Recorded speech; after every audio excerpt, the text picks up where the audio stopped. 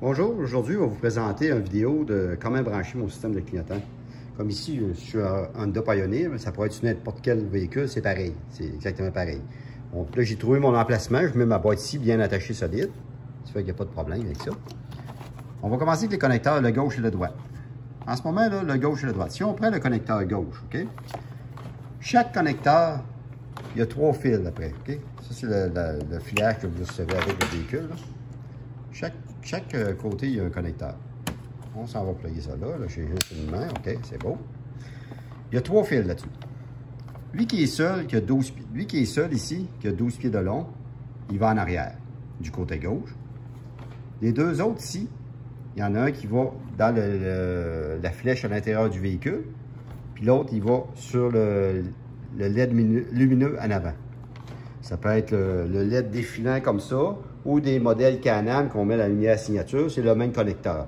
Le connecteur, c'est exactement ça. Fait que ça ici, on branche ça ici, OK? Ça va ensemble. L'autre connecteur qui est exactement pareil, il va à l'intérieur pour la flèche verte.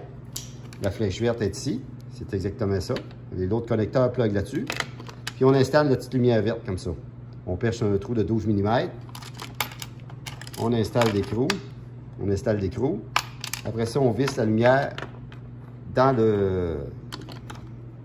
la flèche verte. Fait que ça va bien pour ce bas-là. Quand on arrive en arrière, c'est là que le monde a de la misère. Le fil de 12 pieds qui arrive en arrière. Là, moi, il est passé le véhicule. Il est passé en dessous le véhicule. Il est passé à des places pour pas que ça touche au système d'échappement. Tout bien attaché pour pas que ça touche à nulle part. Moi, dans ce cas ici, j'ai suivi le câble de shifter. Je m'en viens ici, je m'en viens ici. Je m'en viens ici en arrière. Je m'en viens ici, je m'en viens ici. Voici exactement le branchement que je veux que vous fassiez. Ça ici, là, moi j'ai trouvé que le fil mauve, c'était le frein du côté en arrière, du côté gauche, OK? Ça fait qu'on coupe le fil, prends un cutter, coupe le fil. J'arrive avec mes fils d'équipement, de mon kit de clignotant. Le rouge, on le connecte du côté de la lumière, c'est lui qui pousse du courant pour aller faire flasher la lumière à break. Le noir, c'est lui qui reçoit quand on break. Ça fait que c'est exactement le branchement qu'il faut faire. Ça fait que là, en ce moment, je ne suis pas soudé. Là, on va faire une soudure. Après ça, on va mettre le thermo comme ça. On va mettre le thermo comme ça. On va chauffer ça. Après ça, on va rentrer ça dans la gaine. On va rattacher ça ici, comme ça, avec une taille rate. Ça fait que ça, ici, ces thermos-là, il y a de la colle à l'intérieur. Ça fait que vous, en coup que la soudure est faite, vous le mettez dessus. Vous prenez une gonne ou peut-être une petite flamme.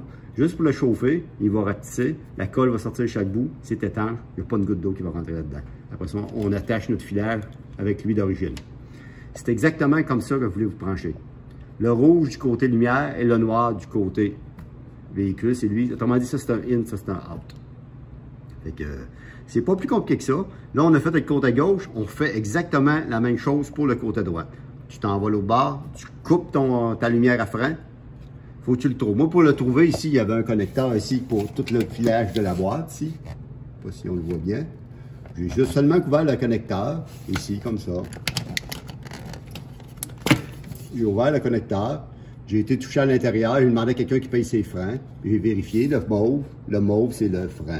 Ça fait que j'ai suivi le fil mauve ici, le mauve qui est celui de côté. On coupe le mauve, on branche le rouge du côté de la lumière, le noir du côté véhicule. Autrement dit, le rouge c'est le out et le noir c'est le in.